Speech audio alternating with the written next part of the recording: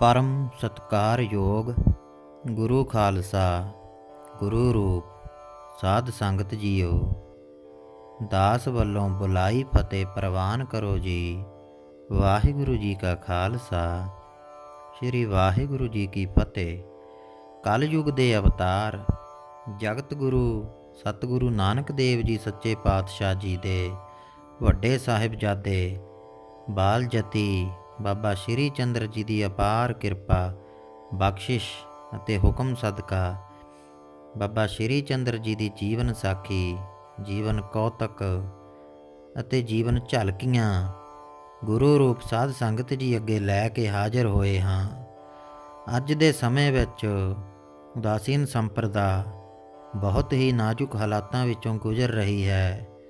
सो उम्मीद करते हाँ कि आप जी खुद ਸਰਵਣ ਕਰੋਗੇ ਅਤੇ ਹੋਰ ਸੰਗਤਾਂ ਤੱਕ ਪਹੁੰਚਾਓਗੇ, ਹੋਰਾਂ ਸੰਗਤਾਂ ਨੂੰ ਵੀ ਸਰਵਣ ਕਰਵਾਓਗੇ ਤਾਂ ਜੋ ਬਾਬਾ ਸ਼੍ਰੀ ਚੰਦਰ ਜੀ ਦਾ ਵੱਧ ਤੋਂ ਵੱਧ ਸਤਿਕਾਰ ਹੋ ਸਕੇ, ਗੁਣਗਾਨ ਹੋ ਸਕੇ ਅਤੇ ਉਦਾਸੀ ਸਿੱਖਾਂ ਨੂੰ, ਬਾਬਾ ਸ਼੍ਰੀ ਚੰਦਰ ਜੀ ਦੇ ਪ੍ਰੇਮੀਆਂ ਨੂੰ, ਭਗਤਾਂ ਪਿਆਰਿਆਂ ਨੂੰ ਪੁਰਾਤਨ ਇਤਿਹਾਸ ਤੋਂ ਜਾਣੂ ਕਰਵਾਇਆ ਜਾ ਸਕੇ। ਜਦੋਂ ਭਾਰਤ ਵਿੱਚ ਚਾਰੋਂ ਪਾਸੇ ਚੀਕਾਂ ਪੁਕਾਰਾਂ ਸੁਣਦੀਆਂ ਸਨ, ਪਰਜਾ ਗਊ ਗਰੀਬ ਨੂੰ ਦੁਖੀ ਕਰ ਰਹੇ ਸਨ, ਥਾਂ ਥਾਂ ਤੇ ਅਤਿਆਚਾਰ ਹੋ ਰਹੇ ਸਨ, ਉਸ ਸਮੇਂ ਜ਼ੁਲਮ ਦੀ ਕਾਲੀ ਬੋਲੀ ਰਾਤ ਵਿੱਚ ਸਾਹਿਬ ਸਤਿਗੁਰੂ ਨਾਨਕ ਦੇਵ ਜੀ ਮਹਾਰਾਜ ਜੀ ਦੇ ਘਰ ਮਾਤਾ ਸੁਲੱਖਣੀ ਜੀ ਦੀ ਕੁੱਖੋਂ ਬਾਬਾ ਸ਼੍ਰੀ ਚੰਦਰ ਜੀ ਦਾ ਪ੍ਰਕਾਸ਼ ਹੋਇਆ। ਆਪ ਦਾ ਜਨਮ ਮਾਤਾ ਸੁਲੱਖਣੀ ਜੀ ਦੀ ਪਵਿੱਤਰ ਗੋਦ ਵਿੱਚ ਸੰਮਤ 1551 ਭਾਦਰੋਂ ਮਹੀਨੇ ਦੇ ਚਾਨਣੇ ਪੱਖ ਦੀ 9ਵੀਂ ਨੂੰ ਦਿਨ ਸ਼ੁੱਕਰਵਾਰ 5 ਘੜੀਆਂ ਦਿਨ ਚੜ੍ਹੇ ਹੋਇਆ। ਅਰਸ਼ ਤੇ ਫਰਸ਼ ਨੂਰੋ ਨੂਰ ਹੋ ਗਏ। ਸਾਹਿਬ ਸ੍ਰੀ ਗੁਰੂ ਨਾਨਕ ਦੇਵ ਜੀ ਭੈਣ ਨਾਨਕੀ ਜੀ ਪਾਸ ਸੁਲਤਾਨਪੁਰ ਰਹਿੰਦੇ ਸਨ। ਭਾਈਏ ਜੈ ਰਾਮ ਨੇ ਇਸ ਬਾਲਕ ਦੀ ਖਬਰ ਨਾਨਕੇ ਤੇ ਦਾਦਕੇ ਪਰਿਵਾਰ ਨੂੰ ਪੱਖੋ ਕੇ ਬਟਾਲੇ ਵਿੱਚ ਦਿੱਤੀ। ਜ਼ਿਲ੍ਹਾ ਗੁਰਦਾਸਪੁਰ ਤੋਂ ਨਾਨਾ ਮੂਲ ਚੰਦ ਜੀ, ਨਾਨੀ ਚੰਦੋ ਰਾਣੀ, ਨਾਲ ਪ੍ਰੇਮੋ ਮਹਿਰੀ ਤੇ ਤਲਵੰਡੀਓਂ ਬਾਬਾ ਕਾਲੂ ਮੱਲ ਜੀ, ਦਾਦੀ ਤ੍ਰਿਪਤਾ ਜੀ ਮਰਦਾਨੇ ਮਰਾਸੀ ਸਣੇ ਆਏ ਤੇ ਬਾਰਠ ਤੋਂ ਸ੍ਰੀ ਗੁਰੂ ਨਾਨਕ ਦੇਵ ਜੀ ਦੇ ਨਾਨਕੇ ਨਾਨਾ ਰਾਮਾ ਜੀ, ਨਾਨੀ ਸਭਰਾਈ ਜੀ ਤੇ ਮਾਮਾ ਕ੍ਰਿਸ਼ਨਾ ਜੀ ਵੀ ਆਏ। ਸਭ ਨੇ ਆਣ ਵਧਾਈਆਂ ਦਿੱਤੀਆਂ ਤੇ ਲਈਆਂ ਵੀ। ਪਿਤਾ ਕਾਲੂ ਜੀ ਬਹੁਤ ਪ੍ਰਸੰਨ ਹੋਏ ਤੇ ਸਭ ਦਾ ਹੱਦੋਂ ਵੱਧ ਸਤਿਕਾਰ ਕੀਤਾ। ਦਾਦੀ ਤ੍ਰਿਪਤਾ ਜੀ ਦੀ ਆਤਮਾ ਪੋਤਰੇ ਦੇ ਦਰਸ਼ਨ ਕਰਕੇ ਤ੍ਰਿਪਤ ਹੋ ਗਈ। ਭੂਆ ਨਾਨਕੀ ਜੀ ਦੀ ਕੋਈ ਖੁਸ਼ੀ ਦੀ ਹੱਦ ਨਾ ਰਹੀ। ਚੰਨੋ ਸੋਹਣੇ ਭਤੀਜੇ ਸ਼੍ਰੀ ਚੰਦਰ ਜੀ ਨੂੰ ਭਰਜਾਈ ਸੁਲੱਖਣੀ ਦੀ ਗੋਦ ਦੇ ਵਿੱਚ ਨਾਨਕੀ ਦੇਖ ਕੇ ਪਿਤਾ ਕਾਲੂ ਜੀ ਨੂੰ ਕਹਿਣ ਲੱਗੀ, ਪਿਤਾ ਜੀ, ਮੇਰੇ ਨਾਨਕ ਵੀਰ ਦੇ ਘਰ ਖੁਦ ਪਰਮੇਸ਼ਰ ਨੇ ਅਵਤਾਰ ਲਿਆ ਹੈ। ਬਾਪੂ, ਤੂੰ ਬਹੁਤ ਉੱਚਿਆਂ ਭਾਗਾਂ ਵਾਲਾ ਹੈ, ਜਿਸ ਦੇ ਘਰ ਪਹਿਲਾਂ ਖੁਦ ਪਰਮੇਸ਼ਰ ਰੂਪ ਸ੍ਰੀ ਗੁਰੂ ਨਾਨਕ ਦੇਵ ਜੀ ਆਏ। ਹੁਣ ਨਾਨਕ ਦੇ ਘਰ ਪਰਮੇਸ਼ਰ ਇੱਕ ਤੋਂ ਅਨੇਕ ਕਲਾ ਧਾਰ ਕੇ ਸਾਹਿਬ ਸਤਿਗੁਰੂ ਨਾਨਕ ਦੇਵ ਜੀ ਦੇ ਘਰ ਸ਼੍ਰੀ ਚੰਦਰ ਜੀ ਦੇ ਰੂਪ ਵਿੱਚ ਪ੍ਰਤੱਖ ਹੋਏ ਹਨ। ਤੇਰਾ ਬੰਸ ਅਮਰ ਹੋ ਗਿਆ ਹੈ। ਤੇਰੇ ਲਾਲ ਦੇ 3 ਲੋਕ ਤਾਬਿਆਂ ਵਸ ਰਹੇ ਹਨ। ਤੇਰਾ ਪੋਤਰਾ ਖੰਡਾਂ ਬ੍ਰਹਿਮੰਡਾਂ ਦਾ ਮਾਲਕ, ਰਿਜ਼ਕ ਦਾ ਦਾਤਾ, ਰਿੱਧੀਆਂ ਸਿੱਧੀਆਂ ਦਾ ਭੰਡਾਰ ਹੈ। ਜਿਸ ਥਾਂ ਤੇ ਨੂਰੀ ਚਰਨ ਧਰੇਗਾ ਉਹ ਥਾਂ ਪੂਜਣ ਯੋਗ ਹੋ ਜਾਏਗੀ। ਉਸ ਥਾਂ ਦੀ ਮਿੱਟੀ ਨੂੰ ਜਿਹੜਾ ਮਸਤਕ ਤੇ ਲਾਏਗਾ ਉਸ ਦਾ ਜਨਮ ਮਰਨ ਕੱਟਿਆ ਜਾਵੇਗਾ। ਕੁਰਬਾਨ ਜਾਵਾਂ, ਅੱਜ ਮੇਰੇ ਸ਼ਹਿਰ ਸੁਲਤਾਨਪੁਰ ਦਾ ਜਰਰਾ ਜਰਰਾ ਇਸ ਲਾਲ ਦੀ ਚਰਨ ਛੋਹ ਨਾਲ ਕੋਹੇ ਨੂਰ ਬਣ ਗਿਆ ਹੈ। ਬਾਬਾ ਕਾਲੂ ਜੀ ਨੇ ਗਰੀਬਾਂ ਨੂੰ ਮੂੰਹ ਮੰਗੇ ਦਾਨ ਦਿੱਤੇ। ਭੰਡ, ਨਕਲੀਏ, ਲਾਗੀ ਸਭ ਖੁਸ਼ੀਆਂ ਨਾਲ ਭਰਪੂਰ ਹੋ ਕੇ ਜਾ ਰਹੇ ਸਨ। ਜਿਨ੍ਹਾਂ ਜਿਨ੍ਹਾਂ ਦਰਸ਼ਨ ਕੀਤਾ ਉਹੀ ਲੋਕ ਤਰ ਗਏ। ਕੰਨ ਵਿੱਚ ਮਾਂਸ ਦਾ ਮੁੰਦਰਾ ਅਤੇ ਸਿਰ 'ਤੇ ਸੁਨਹਿਰੀ ਬਾਬਰਨਾ ਵੇਖ ਵੇਖ ਕੇ ਸਭ ਲੋਕ ਨੈਣ ਠਾਰ ਰਹੇ ਸਨ। ਕੰਨ ਦੇ ਅੰਦਰ ਮਾਂਸ ਦਾ ਮੁੰਦਰਾ, ਸਿਰ 'ਤੇ ਸੋਹਣ ਜਟਾਵਾਂ ਨੇ ਨੈਣਾਂ ਦੇ ਵਿੱਚ ਨਾਮ ਖੁਮਾਰੀ, ਦਿਲ ਵਿੱਚ ਸ਼ੁਭ ਇਛਾਵਾਂ ਨੇ। ਗਈ 84 ਕੱਟੀ ਜਿਨ੍ਹਾਂ ਨੇ ਆ ਕੇ ਕਰ ਦੀਦਾਰ ਲਿਆ। ਘਰ ਘਰ ਅੰਦਰ ਖੁਸ਼ੀਆਂ ਹੋਈਆਂ, ਸ਼੍ਰੀ ਚੰਦਰ ਅਵਤਾਰ ਲਿਆ, ਸ਼੍ਰੀ ਚੰਦਰ ਅਵਤਾਰ ਲਿਆ। ਬਾਬਾ ਸ਼੍ਰੀ ਚੰਦਰ ਜੀ ਦੇ ਬਚਪਨ ਦੀ ਨਿਰਾਲੀ ਲੀਲਾ। ਜਦੋਂ 4-5 ਸਾਲ ਦੀ ਅਵਸਥਾ ਵਿੱਚ ਬਾਲਕ ਰੂਪ ਬਾਬਾ ਸ਼੍ਰੀ ਚੰਦਰ ਜੀ ਮਹਾਰਾਜ ਸਨ, ਤਾਂ ਸੁਲਤਾਨਪੁਰ ਵਿਖੇ ਇੱਕ ਦਿਨ ਇੱਕ ਸਾਧੂ ਨੇ ਉਹਨਾਂ ਦੇ ਘਰ ਦੇ ਬੂਹੇ ਲਾਗੇ ਆ ਕੇ ਪਿੱਛਿਆਂ ਲਈ ਆਵਾਜ਼ ਦਿੱਤੀ। ਮਾਤਾ ਸੁਲੱਖਣੀ ਜੀ ਤੇ ਭੂਆ ਜੀ ਅੰਦਰ ਘਰੋਗੀ ਕੰਮਾਂ ਵਿੱਚ ਰੁੱਝੇ ਹੋਏ ਸਨ ਤੇ ਉਹਨਾਂ ਨੂੰ ਕੋਈ ਪਤਾ ਨਾ ਲੱਗਾ ਕਿ ਬਾਹਰ ਕੋਈ ਭਿੱਛਿਆ ਲੈਣ ਲਈ ਸੰਤ ਆਏ ਹਨ। ਪਰ ਬਾਬਾ ਜੀ ਬਾਹਰ ਡਿਉੜੀ ਲਾਗੇ ਆਪਣੀ ਖੇਡ ਵਿੱਚ ਮਸਤ ਸਨ। ਜਦ ਇਸ ਤਰ੍ਹਾਂ ਬੂਹੇ 'ਤੇ ਖੜ੍ਹੇ ਸਵਾਲੀ ਨੂੰ ਡਿੱਠਾ ਤਾਂ ਉਸ ਵੱਲ ਵੇਖ ਕੇ ਛੋਟੇ ਜਿਹੇ ਕੱਦ ਦੇ ਪਰਮੇਸ਼ਰ ਰੂਪ, ਭੋਲੀ ਤੇ ਪਿਆਰੀ ਸੁੰਦਰ ਸੂਰਤ ਵਾਲੇ ਕੋਮਲ ਬੁੱਲੀਆਂ 'ਚੋਂ ਮੁਸਕਰਾਏ ਤੇ ਸੁੱਚੇ ਮੋਤੀਆਂ ਸਮਾਨ ਹਜ਼ੂਰ ਦੀਆਂ ਦੁੱਧੀ ਦੰਦੀਆਂ ਨੇ ਲਿਸ਼ਕ ਮਾਰੀ ਤੇ ਉਸ ਸੰਤ ਨੂੰ ਖੜ੍ਹੇ ਹੋਣ ਲਈ ਨਿੱਕੇ ਜਿਹੇ ਹੱਥਾਂ ਨਾਲ ਇਸ਼ਾਰਾ ਕਰਕੇ ਛੋਟੇ ਛੋਟੇ ਨੂਰੀ ਚਰਨਾਂ ਨਾਲ ਅੰਦਰ ਨੂੰ ਚਲੇ ਗਏ। ਸੰਤ ਨੇ ਜਦੋਂ ਦੀ ਉਸ ਬਾਲਕ ਵੱਲ ਨਜ਼ਰ ਮਾਰੀ ਸੀ ਤਾਂ ਉਸ ਰੱਬੀ ਮਿਕਨਾਤੀਸ ਨਾਲ ਉਸ ਦਾ ਲੋਹੇ ਰੂਪੀ ਦਿਲ ਖਿੱਚਿਆ ਗਿਆ ਤੇ ਖੜ੍ਹਾ ਹੋਇਆ ਹੋਇਆ ਬਿਟ ਉਸ ਬਾਲਕ ਨੂੰ ਅੰਦਰ ਜਾਂਦਿਆਂ ਵੇਖ ਰਿਹਾ ਸੀ। ਉਸ ਨੂੰ ਇਉਂ ਜਾਪਿਆ ਜਿਵੇਂ ਛੋਟੇ ਜਿਹੇ ਕੱਦ ਵਾਲੇ ਉਸ ਬਾਲਕ ਦਾ ਇਸ਼ਾਰਾ ਪਾ ਕੇ ਪੈਰ ਜ਼ਮੀਨ ਦੇ ਨਾਲ ਹੀ ਜੰਮ ਚੁੱਕੇ ਹੋਣ। ਅੱਗੇ ਤੁਰਨ ਦਾ ਹੌਸਲਾ ਵੀ ਨਾ ਪਿਆ। ਦਿਲ ਬੇਤਾਬ ਹੋ ਰਿਹਾ ਸੀ ਕਿ ਉਹ ਨੂਰੀ ਦਰਸ਼ਨ ਜਲਦੀ ਹੋਣ। ਇਸ ਤਰ੍ਹਾਂ ਅਜੇ ਸਾਧੂ ਸੋਚ ਹੀ ਰਿਹਾ ਸੀ ਕਿ ਭੋਲੇ ਭੰਡਾਰੀ ਆਪਣੇ ਭੰਡਾਰ ਵਿੱਚੋਂ ਉਸ ਸੰਤ ਨੂੰ ਬਖਸ਼ਿਸ਼ ਕਰਨ ਲਈ ਕਲੀਆਂ ਤੋਂ ਵੱਧ ਕੋਮਲ ਮੁੱਠੀ ਵਿੱਚ ਕੁਝ ਫੜ ਕੇ ਲਈ ਆ ਰਹੇ ਸਨ। ਜਦੋਂ ਦੂਰੀ ਤੋਂ ਉਸ ਨੂਰੀ ਬਾਲਕ ਨੂੰ ਸੰਤ ਜੀ ਨੇ ਡਿੱਠਾ ਤਾਂ ਉਸ ਦਾ ਦਿਲ ਚਾਵਾਂ ਨਾਲ ਉਛਲ ਪਿਆ। ਜਿਹੜੀਆਂ ਅੱਖਾਂ ਦਰਸ਼ਨਾਂ ਲਈ ਬੇਤਾਬ ਸਨ, ਉਹ ਨੂਰੀ ਸੁਰਤ 'ਤੇ ਜਾ ਟਿਕੀਆਂ। ਆਸ ਤੇ ਉਮੀਦ ਭਰੇ ਦਿਲ ਨਾਲ ਹੱਥਾਂ ਵਿੱਚ ਫੜਿਆ ਖਾਲੀ ਕਾਂਸਾ ਅਗਾਂਹ ਵਧਾ ਦਿੱਤਾ।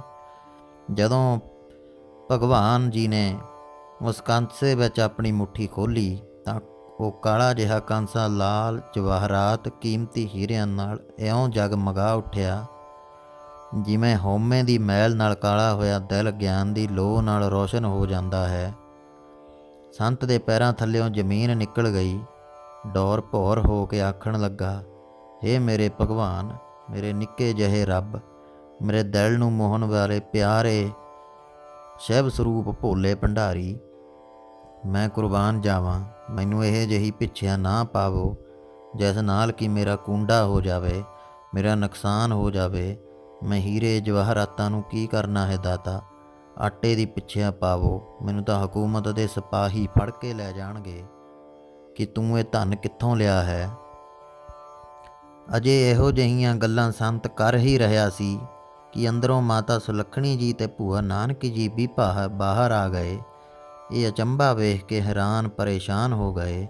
ਫਿਰ ਬਾਬਾ ਜੀ ਨੂੰ ਕੁੱਛੜ ਚੁੱਕ ਕੇ ਨਾਨਕੀ ਜੀ ਅੰਦਰ ਲੈ ਗਏ ਤੇ ਪੁੱਛਿਆ, ਕਿੱਥੋਂ ਇਹ ਮੋਤੀ ਹੀਰੇ ਲਿਆਂਦੇ ਜੇ?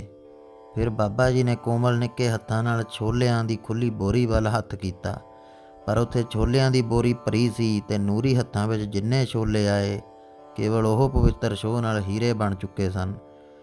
ਮਾਤਾ ਸੁਲੱਖਣੀ ਜੀ ਤੇ ਭੂਆ ਨਾਨਕੀ ਜੀ ਇਹ ਕੌਤਕ ਵੇਖ ਕੇ ਬੜੇ ਪ੍ਰਭਾਵਿਤ ਹੋਏ। ਫਿਰ ਸੰਤ ਜੀ ਨੂੰ ਬੇਨਤੀ ਕੀਤੀ ਕਿ ਇਹ ਪਿੱਛਿਆ ਲੈ ਜਾਓ, ਮੌਜ ਕਰੋ। ਇਹਨਾਂ ਨੇ ਜੋ ਬਖਸ਼ਿਸ਼ ਕੀਤੀ ਹੈ ਠੀਕ ਹੈ, ਜਾਓ 4 ਦਿਨ ਦੀ ਜ਼ਿੰਦਗੀ ਦੇ ਸੌਖੇ ਗੁਜ਼ਾਰ ਲਵੋ ਤੇ ਈਸ਼ਵਰ ਦਾ ਭਜਨ ਕਰੋ। ਇਹ ਸੁਣ ਕੇ ਸੰਤ ਜੀ ਸਿਰ ਝੁਕਾ ਕੇ ਬਾਬਾ ਜੀ ਨੂੰ ਪ੍ਰਣਾਮ ਕੀਤਾ ਤੇ ਉਹਨਾਂ ਦੀ ਬਖਸ਼ਿਸ਼ ਦੇ ਗੁਣ ਗਾਉਂਦਾ ਹੋਇਆ ਅੱਗੇ ਚਲਾ ਗਿਆ। ਬਚਪਨ ਦੇ ਹੋਰ ਕੌਤਕ। ਬਾਬਾ ਸ਼੍ਰੀ ਚੰਦਰ ਜੀ ਲਗਭਗ 7 ਸਾਲ ਦੇ ਸਨ ਜਦੋਂ ਸ਼੍ਰੀ ਗੁਰੂ ਨਾਨਕ ਦੇਵ ਜੀ ਜਗਤ ਤਾਰਨ ਤੁਰੇ ਤਾਂ ਆਪ ਨੂੰ ਬੀਬੀ ਨਾਨਕੀ ਜੀ ਦੀ ਝੋਲੀ ਪਾ ਕੇ ਉਸ ਦਾ ਸਪੁੱਤਰ ਬਣਾ ਕੇ ਗਏ ਸਨ। ਕਿਉਂਕਿ ਬੀਬੀ ਨਾਨਕੀ ਜੀ ਦੀ ਕੋਈ ਔਲਾਦ ਨਹੀਂ ਸੀ। ਲਖਮੀ ਦਾਸ ਜੀ ਛੋਟੇ ਸਨ। ਉਹ ਮਾਤਾ ਸੁਲੱਖਣੀ ਜੀ ਸਣੇ ਆਪਣੇ ਨਾਨਕੇ ਚਲੇ ਗਏ ਸਨ। ਬਚਪਨ ਤੋਂ ਹੀ ਬਾਬਾ ਸ਼੍ਰੀ ਚੰਦਰ ਜੀ ਚੌਂਕੜੀ ਮਾਰ ਕੇ ਸਮਾਧੀ ਲਾ ਕੇ ਕਈ ਦਿਨ ਬੈਠੇ ਰਹਿੰਦੇ ਸਨ। ਸਾਹਿਬ ਸਤਿਗੁਰੂ ਨਾਨਕ ਦੇਵ ਜੀ ਵੀ ਬਾਬਾ ਸ਼੍ਰੀ ਚੰਦਰ ਜੀ ਨੂੰ ਛੋਟੇ ਹੁੰਦਿਆਂ ਨੂੰ ਹੀ ਉਪਦੇਸ਼ ਕਰਦੇ ਰਹੇ ਸਨ ਅਤੇ ਪ੍ਰਭੂ ਭਗਤੀ ਵਿੱਚ ਲਗਾਉਂਦੇ ਰਹੇ ਸਨ ਅਤੇ ਪ੍ਰਮਾਤਮਾ ਦੇ ਦਿੱਤੇ ਹੋਏ ਨਾਮ ਵਿੱਚ ਸੁਰਤ ਲਗਾਉਣ ਦੇ ਢੰਗ ਜੁਗਤੀਆਂ ਦੱਸਦੇ ਆਏ ਸਨ।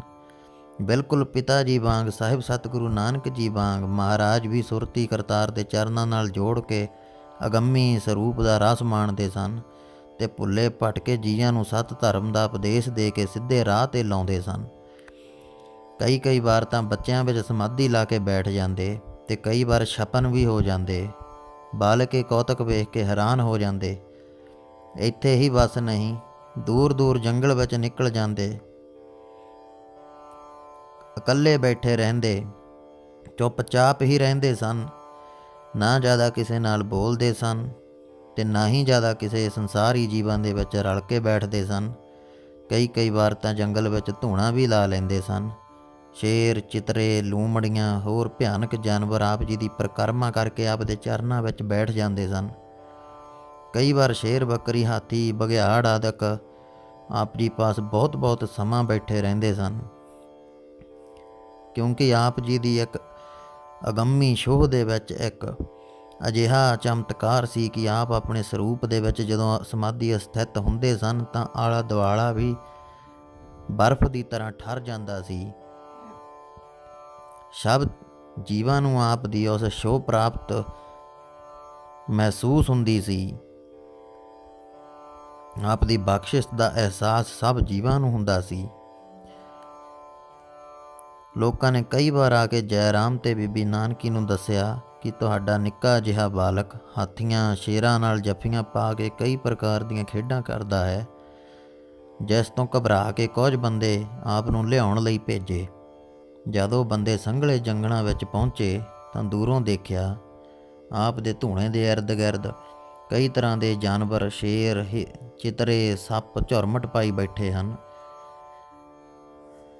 ਇਸ ਕੌਤਕ ਨੂੰ ਵੇਖ ਕੇ ਉਹ ਬੰਦੇ ਤਾਂ ਡਰ ਕੇ ਮੁੜ ਆਏ ਅਤੇ ਆਪਸ ਵਿੱਚ ਵਿਚਾਰਾਂ ਕਰਦੇ ਕਿ ਇਹ ਕੋਈ ਮਹਾਨ ਸ਼ਕਤੀ ਸੰਸਾਰ ਵਿੱਚ ਆਈ ਹੈ, ਜੋ ਏਡੇ ਖਤਰਨਾਕ ਜੰਗਲੀ ਜਾਨਵਰ ਵੀ ਇਸ ਦੀ ਗਵਾਹੀ ਭਰਦੇ ਹਨ, ਹਾਜ਼ਰੀ ਭਰਦੇ ਹਨ। ਬੇਬੇ ਨਾਨਕੀ ਜੀ ਪਹਿਲੇ ਇਹ ਸਮਝਦੀ ਸੀ ਕਿ ਇਹ ਕੋਈ ਅਵਤਾਰੀ ਬਾਲਕ ਹੈ, ਪਰ ਇਹ ਚਮਤਕਾਰ ਦੇਖ ਕੇ ਬੇਬੇ ਨਾਨਕੀ ਦੇ ਸਾਰੇ ਭਰਮ ਭੁਲੇਖੇ ਦੂਰ ਹੋ ਗਏ। ਭੂਆ ਨਾਨਕੀ ਦੇ ਮਨ ਵਿੱਚ ਇੱਛਾ ਹੋਈ ਕਿ ਇੱਕ ਵਾਰ ਜ਼ਰੂਰ ਆਪ ਨੂੰ ਮਿਲ ਕੇ ਮਨ ਦੀਆਂ ਗੱਲਾਂ ਕਰਾਂ। ਭੂਆ ਦੇ ਅੰਤਰੀਵ ਫੁਰਨੇ ਨੂੰ ਜਾਣ ਕੇ ਦਿਨ ਸਵੇਰੇ ਹੀ ਆਪ ਨੇ ਆ ਕੇ ਭੂਆ ਨੂੰ ਦਰਸ਼ਨ ਦਿੱਤੇ ਅਤੇ ਪੁੱਛਿਆ, ਦੱਸੋ ਕਿਸ ਲਈ ਯਾਦ ਕੀਤਾ ਹੈ। ਜਾਣੀ ਜਾਣ ਭਤੀਜੇ ਨੂੰ ਵੇਖ ਕੇ ਭੂਆ ਖੁਸ਼ੀਆਂ 'ਚ ਫੁੱਲੀ ਨਾ ਸਮਾਈ ਅਤੇ ਆਪ ਜੱਫੀ 'ਚ ਲੈ ਕੇ ਪਿਆਰ ਕਰਨ ਲੱਗੀ ਅਤੇ ਕਹਿਣ ਲੱਗੀ ਕਿ ਮੇਰਾ ਦਿਲ ਉਦਾਸ ਸੀ, ਆਪ ਦੇ ਦਰਸ਼ਨਾਂ ਦੀ ਇੱਛਾ ਸੀ, ਚਾਹ ਸੀ। ਇੰਨੇ ਵਿੱਚ ਸਾਰੀਆਂ ਆਂਢਣਾਂ ਗੁਆਂਢਣਾਂ ਅਤੇ ਹੋਰ ਕੁਝ ਲੋਕ ਇਕੱਠੇ ਹੋ ਕੇ ਰੋਣ ਲੱਗ ਪਏ ਅਤੇ ਸਾਰੇ ਹੀ ਆਪਣੇ ਚਰਨਾਂ ਵਿੱਚ ਢਹਿ ਪਏ ਅਤੇ ਆਪ ਨੂੰ ਘਰੋਂ ਨਾ ਜਾਣ ਦਾ, ਘਰ ਤੋਂ ਬਾਹਰ ਪੈਰ ਨਾ ਪਾਉਣ ਦਾ, ਉਹਨਾਂ ਨੂੰ ਨਾ ਛੱਡਣ ਦਾ ਤਰਲਾ ਕੀਤਾ। ਪਰ ਆਪ ਜੀ ਆਪਣੀ ਅਗੰਮੀ ਮਸਤੀ ਦੇ ਵਿੱਚ ਕਈ ਵਾਰ ਅੱਧੀ ਰਾਤ ਨੂੰ ਉੱਠ ਕੇ ਬੈਠ ਜਾਂਦੇ, ਸਮਾਧੀ ਸਥਿਤ ਹੋ ਜਾਂਦੇ ਅਤੇ ਕਈ ਵਾਰ ਰਾਤ ਨੂੰ ਹੀ ਘਰੋਂ ਬਾਹਰ ਨਿਕਲ ਤੁਰਦੇ। ਆਪ ਨੇ ਸਭ ਨੂੰ ਅਸ਼ੀਰਵਾਦ ਦੇ ਕੇ ਆਖਿਆ ਕਿ ਜਗਤ ਮਿਥਿਆ ਹੈ, ਸਭ ਪਦਾਰਥ ਝੂਠੇ ਹਨ, ਦੁੱਖ ਰੂਪ ਹਨ, ਤ੍ਰੈ ਗੁਣ ਦੇ ਵਿੱਚ ਹਨ। ਸੰਸਾਰ ਦਾ ਮੋਹ ਦੁੱਖਾਂ ਦਾ ਘਰ ਹੈ, ਮਾਇਆ ਨਾਗਣੀ ਹੈ। ਇਸ ਦਾ ਡੰਗ ਜਿਸ ਨੂੰ ਲੱਗੇਗਾ ਉਹ ਨਰਕਾਂ ਤੋਂ ਨਹੀਂ ਬਚੇਗਾ। ਇਸ ਲਈ ਅਸੀਂ ਸੰਸਾਰਕ ਪਦਾਰਥਾਂ ਨੂੰ ਤਿਆਗ ਕੇ ਘਰ-ਬਾਰ ਤੋਂ ਪਰੇ ਹਾਂ। ਅਸੀਂ ਸੰਸਾਰ ਦੇ ਤਿੰਨਾਂ ਗੁਣਾਂ ਤੋਂ ਪਰੇ ਵਿਚਰਨ ਵਾਲੇ ਸਤ ਸਰੂਪ ਨੂੰ ਪਛਾਣ ਕੇ ਉਸ ਵਿੱਚ ਸਮਾ ਜਾਣਾ ਹੈ। ਸਾਡਾ ਇਸ ਸੰਸਾਰ ਦੇ ਨਾਲ, ਇਸ ਨਾਸ਼ਵਾਨ ਸੰਸਾਰ ਦੇ ਨਾਲ, ਸੁਪਨਾ ਰੂਪ ਸੰਸਾਰ ਨਾਲ ਕੋਈ ਮਤਲਬ ਨਹੀਂ ਹੈ ਅਤੇ ਸਾਰਾ ਸੰਸਾਰ ਹੀ ਦੁੱਖ ਰੂਪ ਹੈ। ਇਸ ਦੇ ਦੁੱਖ ਦੂਰ ਕਰਨੇ ਹਨ। ਤੁਸੀਂ ਲੋਕ ਧਰਮ ਦੀ ਕਮਾਈ ਕਰੋ, ਸੱਚ ਬੋਲੋ, ਸੇਵਾ ਕਰੋ, ਲੋਕ ਪਰਲੋਕ ਸਫਲ ਹੋਵੇਗਾ। ਸਾਡੇ ਹਿੱਸੇ ਬਹੁਤ ਕੰਮ ਹਨ ਜੋ ਕਰਨੇ ਹਨ। ਇੰਨਾ ਕਹਿ ਕੇ ਆਪ ਜੰਗਲਾਂ ਵਿੱਚ ਜਾ ਕੇ ਆਪਣੇ ਆਤਮ ਸਰੂਪ ਦੇ ਵਿੱਚ ਸਥਿਤ ਹੋ ਗਏ, ਸਮਾਧੀ ਸਥਿਤ ਹੋ ਗਏ। ਆਪ ਜੀ ਨੇ ਕਾਬਲ, ਸਿੰਧ, ਹੈਦਰਾਬਾਦ, ਚੰਬਾ, ਕਸ਼ਮੀਰ, ਅਫਗਾਨਿਸਤਾਨ ਦੂਰ ਦੂਰ ਮੁਲਕਾਂ ਵਿੱਚ ਜਾ ਕੇ ਅਨੇਕਾਂ ਕੌਤਕ ਵਿਖਾਏ। ਅਭਿਮਾਨੀਆਂ ਦੇ ਮਾਣ ਚਕਣਾ ਚੂਰ ਕੀਤੇ। ਦੁਖੀਆਂ ਗਰੀਬਾਂ ਨੂੰ ਗਲੇ ਲਾ ਕੇ ਉਹਨਾਂ ਦੀ ਸਹਾਇਤਾ ਕੀਤੀ। ਸਤਿਗੁਰੂ ਨਾਨਕ ਦੇਵ ਜੀ ਦੇ ਹੁਕਮ ਅਨੁਸਾਰ, ਉਪਦੇਸ਼ ਅਨੁਸਾਰ ਸਾਰੀ ਜ਼ਿੰਦਗੀ ਉਦਾਸੀਨ ਹੀ ਵਿਚਰਦੇ ਰਹੇ। ਆਪਣੇ ਜੀਵਨ ਵਿੱਚ ਆਪਣੇ ਰਹਿਣ ਲਈ ਕੋਈ ਕੁਟੀਆ ਤੱਕ ਨਾ ਬਣਾਈ। ਆਪ ਜੀ ਦੀ ਮਿਹਰ ਸਦਕਾ ਲੱਖਾਂ ਲੋਕਾਂ ਨੇ ਗੁਰਸਿੱਖੀ ਦੇ ਰਸਤੇ ਨੂੰ ਅਪਣਾਇਆ, ਸਾਹਿਬ ਸਤਿਗੁਰੂ ਨਾਨਕ ਦੇਵ ਜੀ ਦੀ ਸਿੱਖਿਆ ਨੂੰ ਅਪਣਾਇਆ ਅਤੇ ਇਸ ਨਾਸ਼ਵਾਨ ਸੰਸਾਰ ਤੋਂ ਮੁਕਤ ਪਦਾਰਥ ਨੂੰ ਪ੍ਰਾਪਤ ਹੋਏ, ਮੁਕਤੀ ਨੂੰ ਪ੍ਰਾਪਤ ਹੋਏ। ਜਿਸ ਤਰ੍ਹਾਂ ਅੱਜ ਸਾਹਿਬ ਸਤਿਗੁਰੂ ਨਾਨਕ ਦੇਵ ਜੀ ਮਹਾਰਾਜ ਜੀ ਦੇ ਵੱਡੇ ਸਾਹਿਬਜ਼ਾਦੇ ਧੰਨ ਧੰਨ ਬਾਬਾ ਸ਼੍ਰੀ ਚੰਦਰ ਮਹਾਰਾਜ ਜੀ ਦੀ ਜਨਮ ਸਾਖੀ ਵਿੱਚੋਂ ਕਥਾ ਦੀ ਸ਼ੁਰੂਆਤ ਹੋਈ ਹੈ, ਇਸੇ ਤਰ੍ਹਾਂ ਸਮੂਹ ਸਾਧ ਸੰਗਤ ਜੀ ਦੇ ਸਨਮੁਖ ਧੰਨ ਧੰਨ ਬਾਬਾ ਸ਼੍ਰੀ ਚੰਦਰ ਮਹਾਰਾਜ ਜੀ ਦੀ ਜਨਮ ਸਾਖੀ ਦੀ ਲੜੀਵਾਰ ਕਥਾ ਚੱਲਦੀ ਰਹੇਗੀ।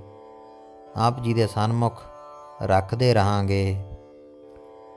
ਹੋਈਆਂ ਭੁੱਲਾਂ ਚੁੱਕਾਂ ਦੇ ਲਈ ਸਮੂਹ ਸਾਧ ਸੰਗਤ ਦੇ ਅੱਗੇ ਖਿਮਾ ਦੇ ਜਾਚਕ ਹਾਂ